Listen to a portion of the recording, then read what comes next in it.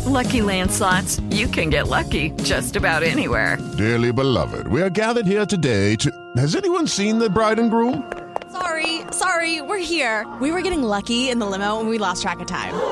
No, Lucky Land Casino, with cash prizes that add up quicker than a guest registry.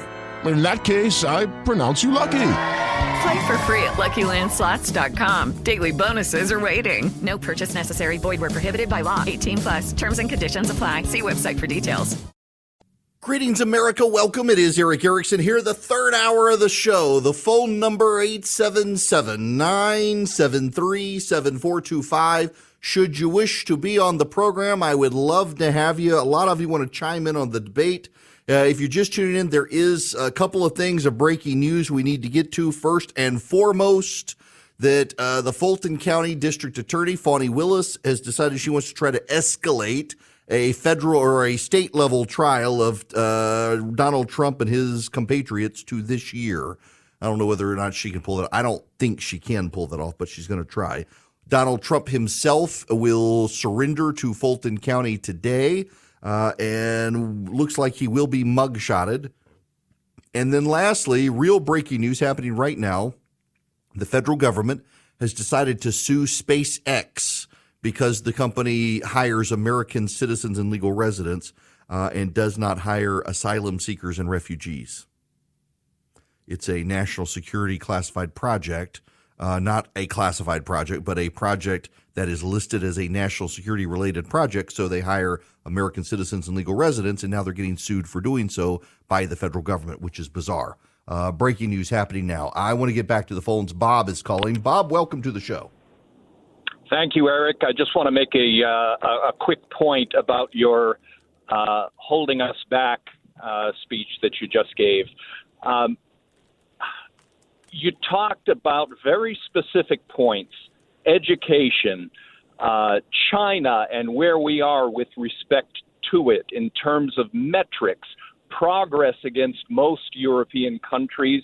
You talked about the specifics of what our small businesses need and our what we need to do in terms of energy independence. It, to me, reads like a playbook that not only should the Republican candidates heed, but also the Democrat candidates could take a lesson from that playbook as well. So I just wanted to share my thoughts there. Thank you. Well, look, I appreciate it a ton, Bob. Thank you very much for that. I wish the Republicans would learn from, and I don't think we need to be talking down the country. We need to give people some hope. And the hope is not that we're going to reverse a decline because so many people feel decline becomes inevitable, but that we're going to unleash the potential of America. We've got to get the grip of government, get the boot of government off the throats of America, get the hands of government to let go and unleash the American dream. Let us run, let us thrive, let us produce. By the way, if you are a subscriber, if you missed what I was talking about, if you want to hear it, if you heard it and you want to hear it again, if you text DATA to 33777, DATA, D-A-T-A, four-letter word, text DATA to 33777, subscribe to my daily email. We are going to push out the video of that monologue here in a little while. I'm kind of floored by the number of people who've emailed already saying, where can I hear you say that again? Just text DATA, D-A-T-A. You should subscribe to the daily email anyway. We will do the conference again next year, and you got to be a paid and subscriber to that email if you want the great initial discount to get in the front door of the conference. So text DATA to 33777, text DATA to 33777, and subscribe. Now, Cindy, you're up next. Welcome to the show. Thank you so much for taking my call. First, I want to say I love being a subscriber. It's worth it, so much worth it.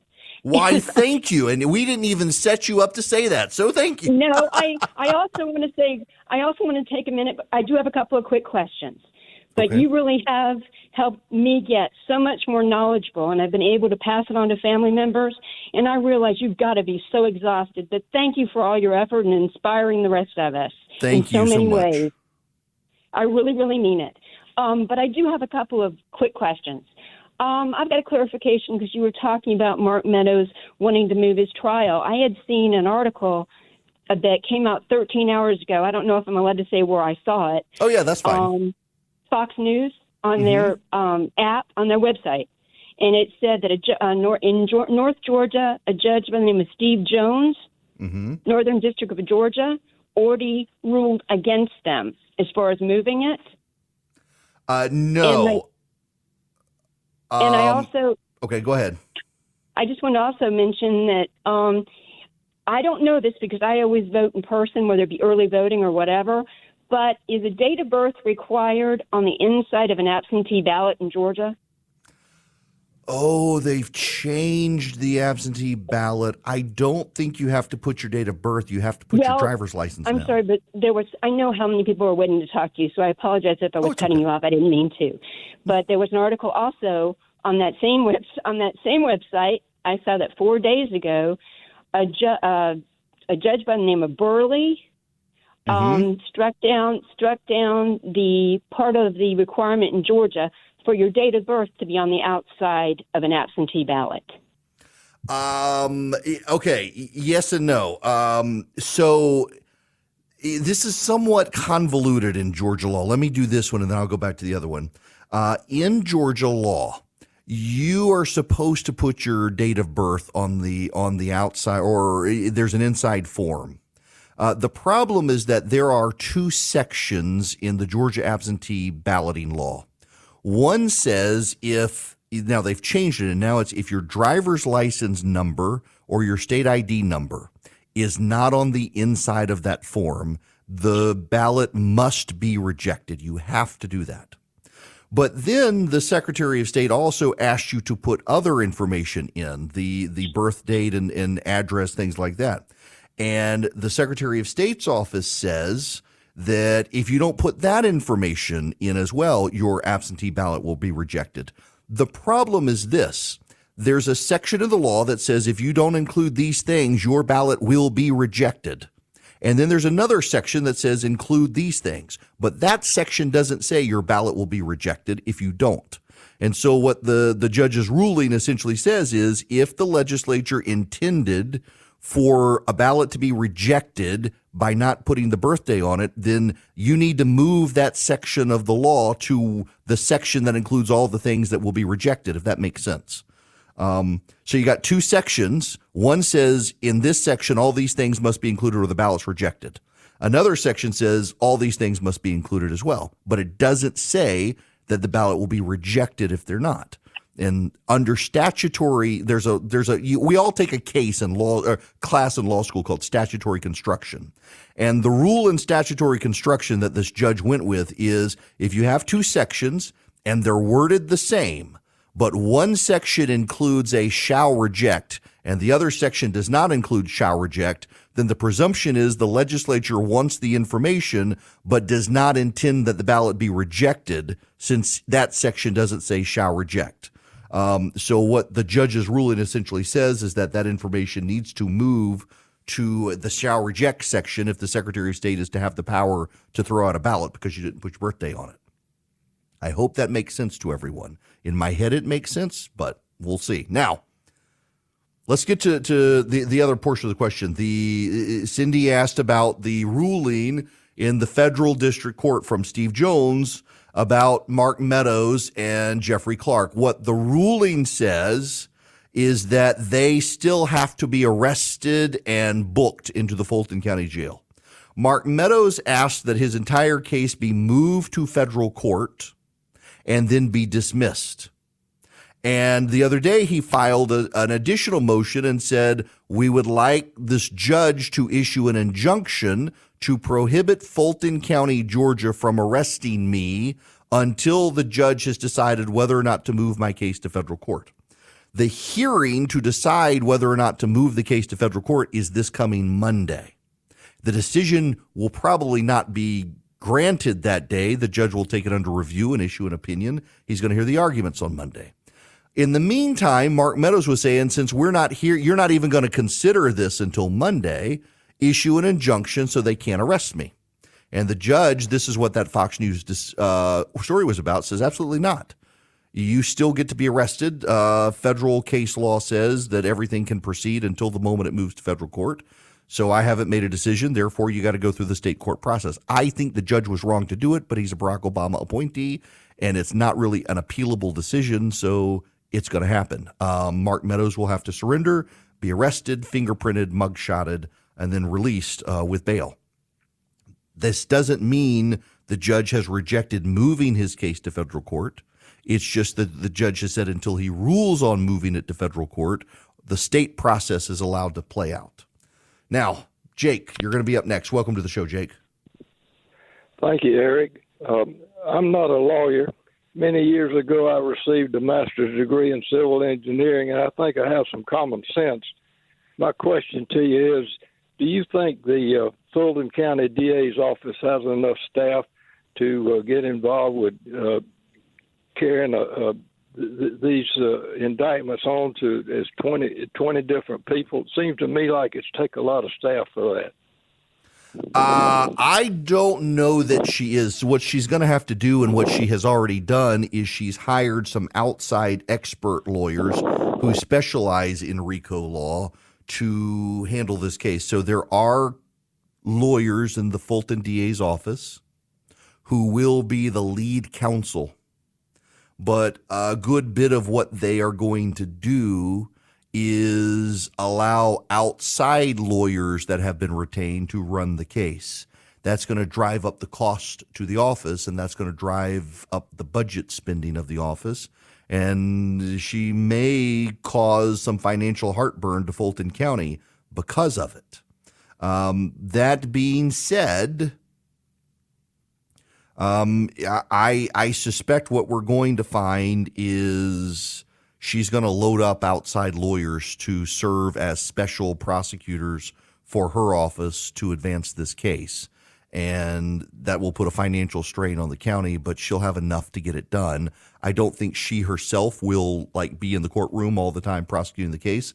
I think she'll rely on her assistant district attorneys to do it, as she is in other cases. It's going to be a interesting, wild ride to see how she's able to get this done.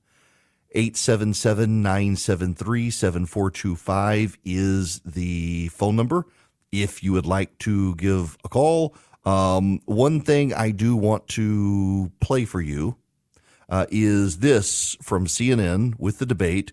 Chris Christie asked what he thought of the debate. Governor, what do you think your weakest moment was? I think the weakest moment for me was the weakest moment for everybody, Poppy, which was that stage was completely out of control. And I'm disappointed that the moderators didn't play a stronger hand in controlling what was going on. There were a couple of folks on stage last night who felt they could go over time every time, that they could interrupt and had a right to speak on every issue. And that's where the moderators have to say no and shut them down. And that didn't happen. And so what it led to was there being no sense of control or focus on the debate. You know, the number one complaint people had about last night's debate was the crowd.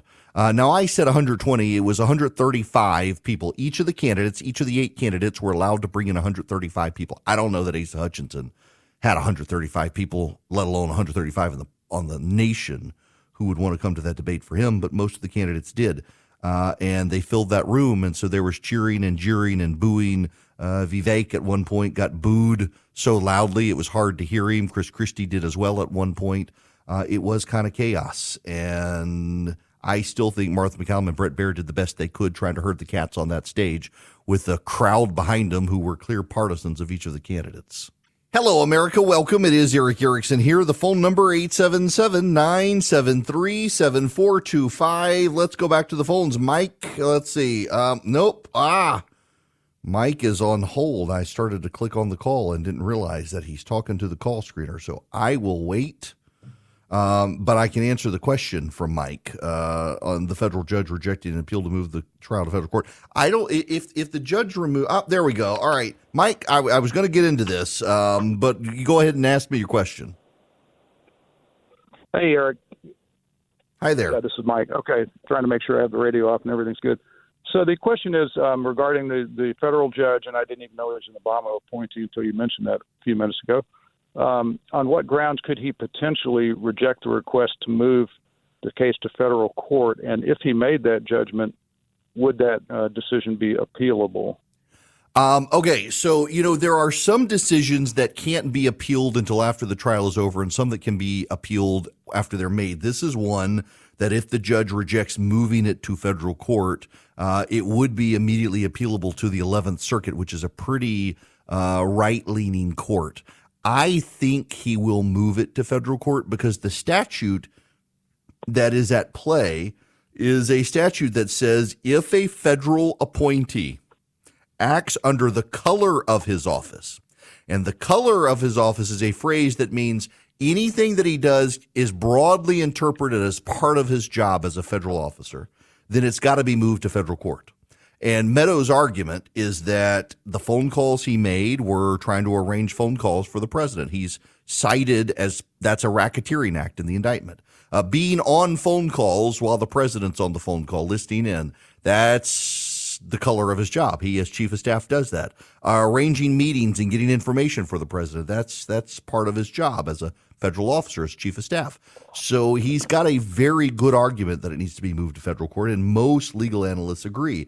If the judge says no, because federal law says a federal officer should be tried in federal court if he's being accused of breaking the law under the color of his office, that is an appealable issue immediately. You don't have to wait for the state court trial to be over with to then appeal the judge's decision. So I suspect the judge will move it to federal court, but is not willing to give any latitude at the moment to Mark Meadows, so that Mark Meadows does have to go through the legal process at the state level until such time as he is, moved to federal court. So he's still going to have to get mug-shotted, fingerprinted, post bail, be arrested technically, have his rights read to him, all of that.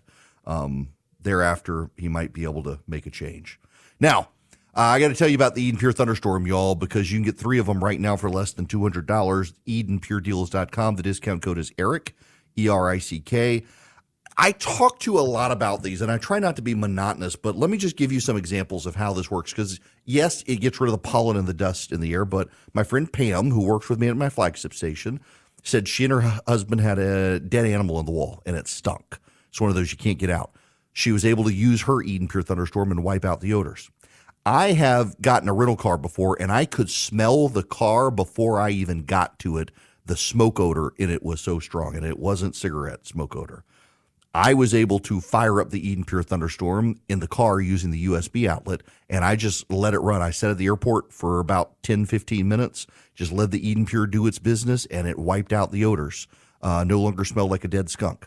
Frying odors, smoke odors. A buddy of mine smoked in his truck, and his wife was furious. He used the Eden Pure Thunderstorm, wiped out the odors, and now he keeps smoking in his truck, and his wife doesn't know, thanks to the Eden Pure. But anyway, you get 3 of them, one for upstairs, downstairs, your basement, your car, your RV, your travel bag, whatever.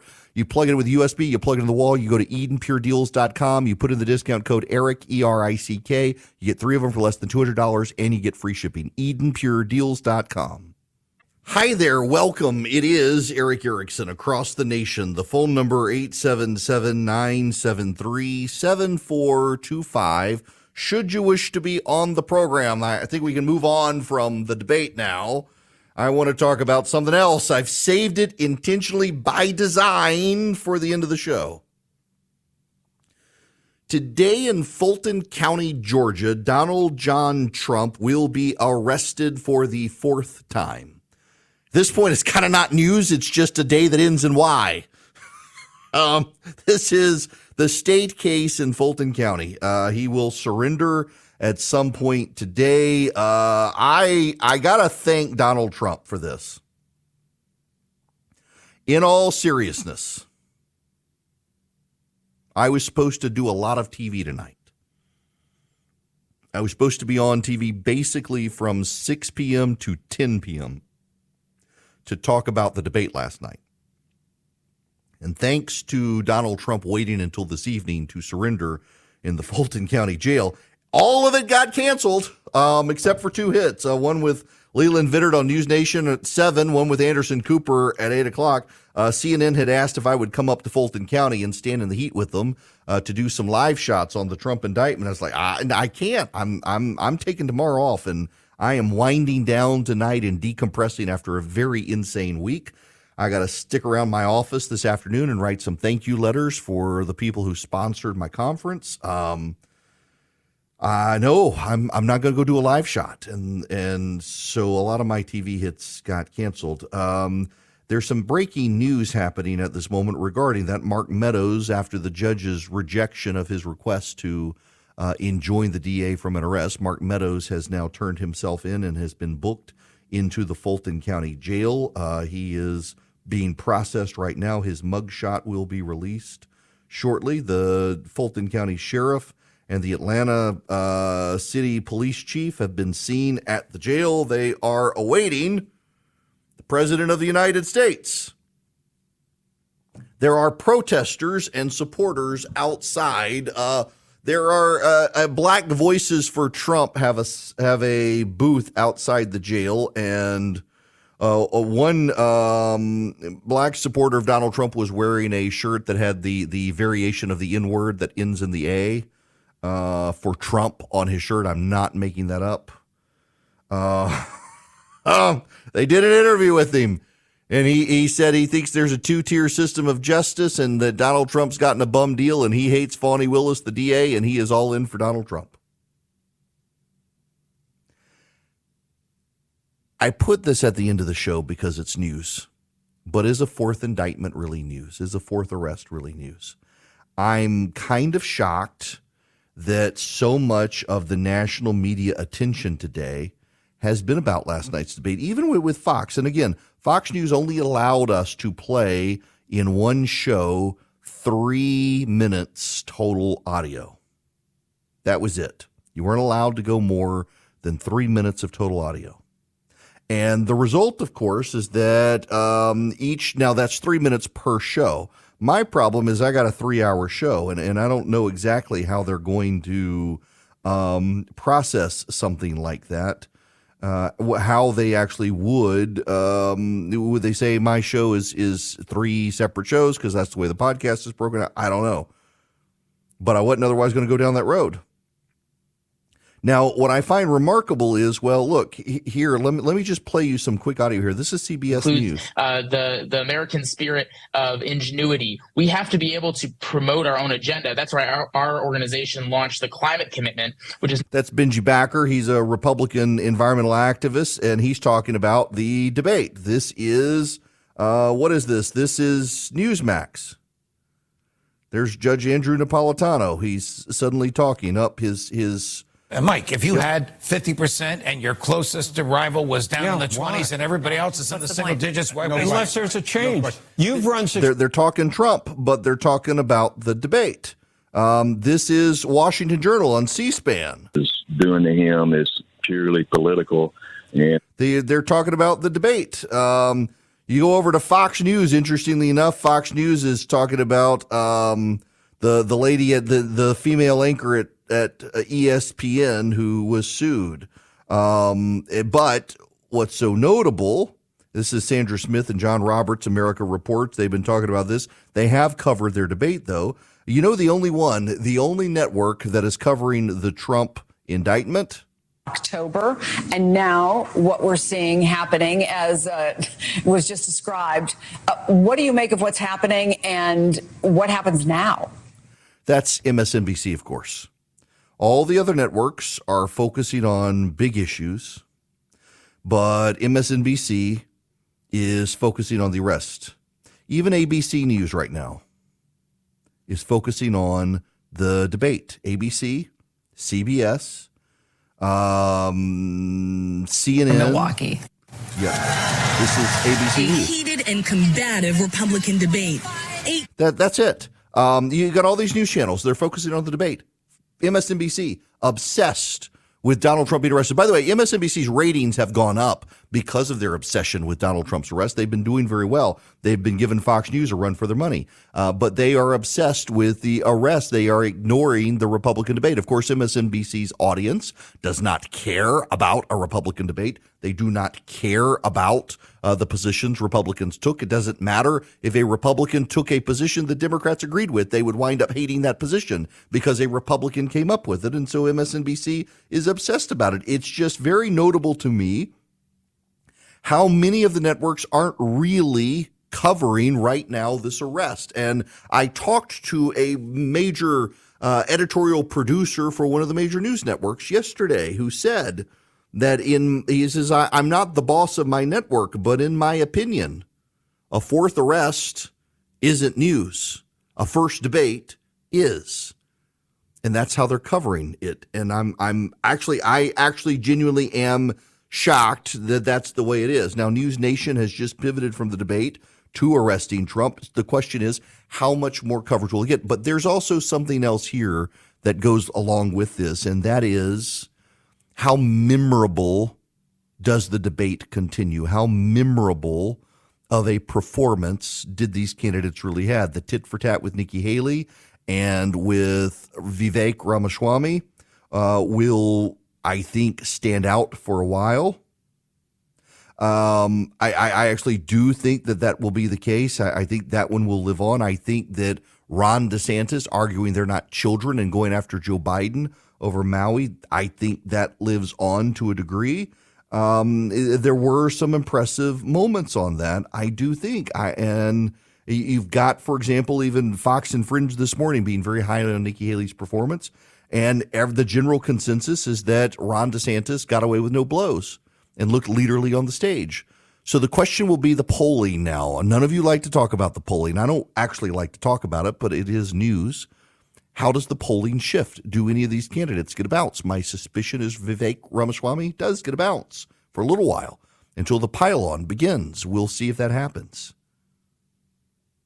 But I did want to make a point here towards the end of the show that we're covering this arrest. I'll be on TV tonight. I'm sure I'll be asked about it.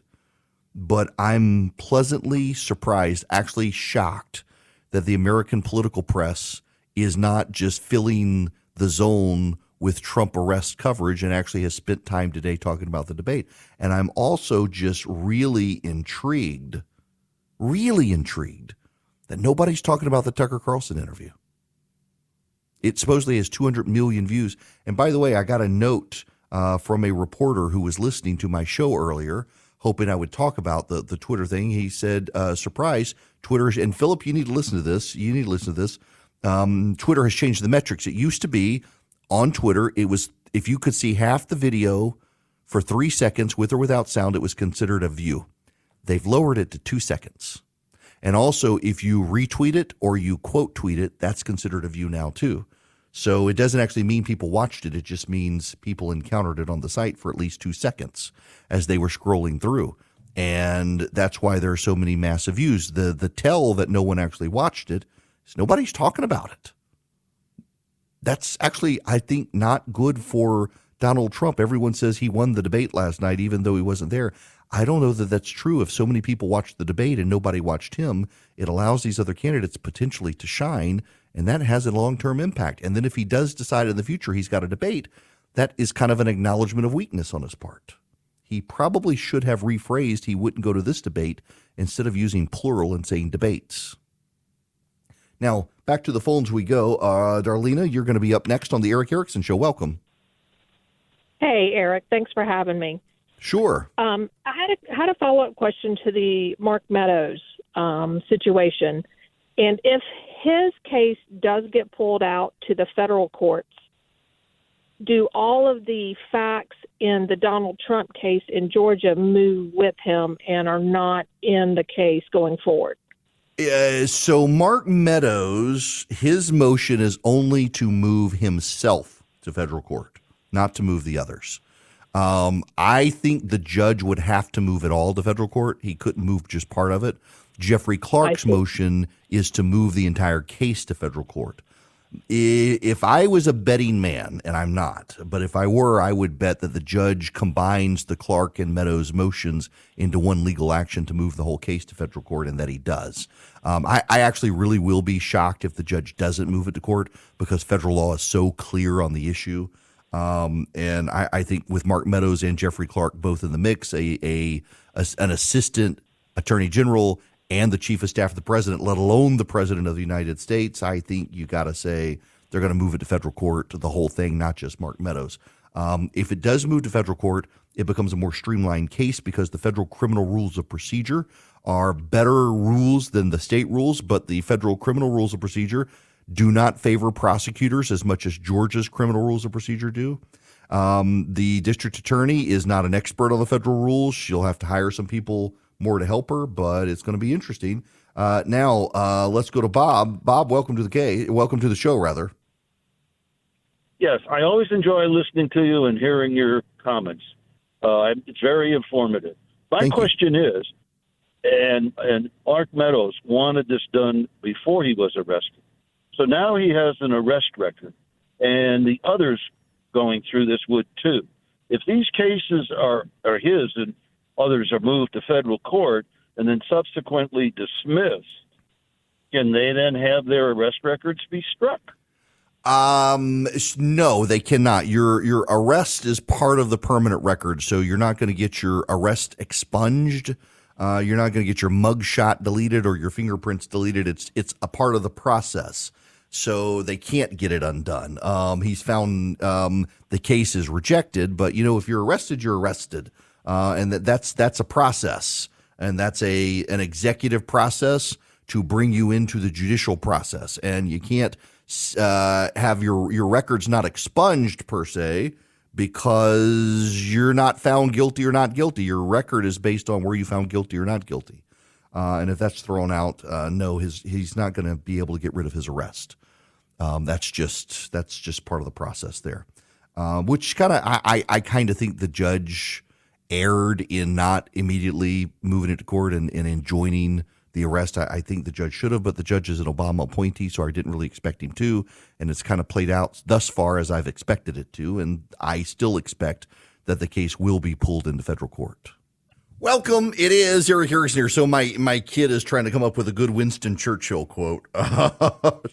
She's found some. I told her that hers. So she's on the homecoming court at school, and I told her for hers it should be the price of greatness. His responsibility. She's like, that might make me sound too much like a megalomaniac. Churchill could get away with it. But one of the other ones that I love from Churchill is, I am prepared to meet my maker. Whether my maker is prepared for the great ordeal of meeting me is another matter. He's got some great quotes. Okay.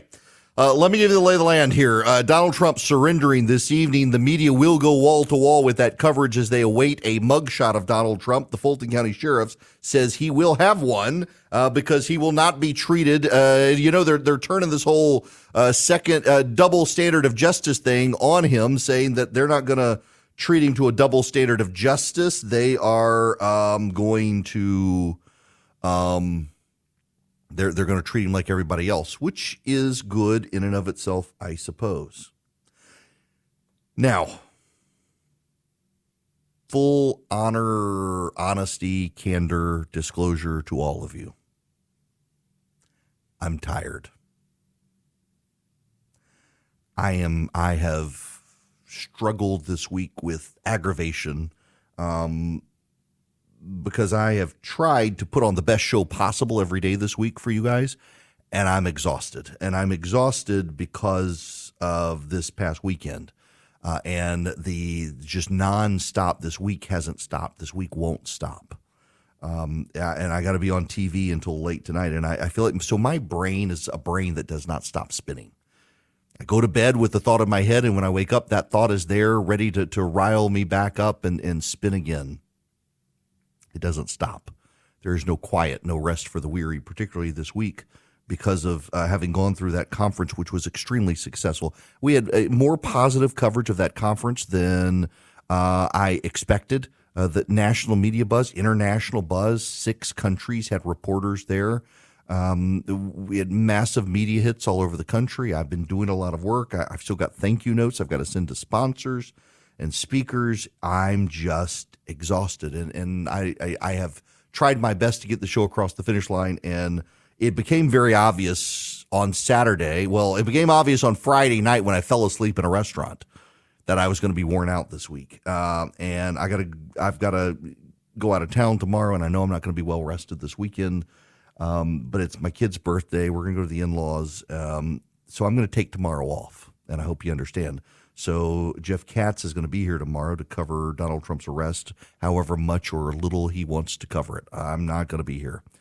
And I'm okay with that, and I hope you are too. Thank you all for putting up with me this week.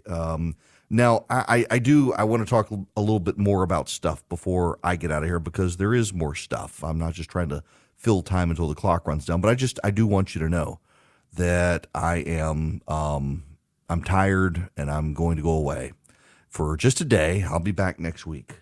But now I need to turn your attention to this story. It is bad enough that we have Florida man.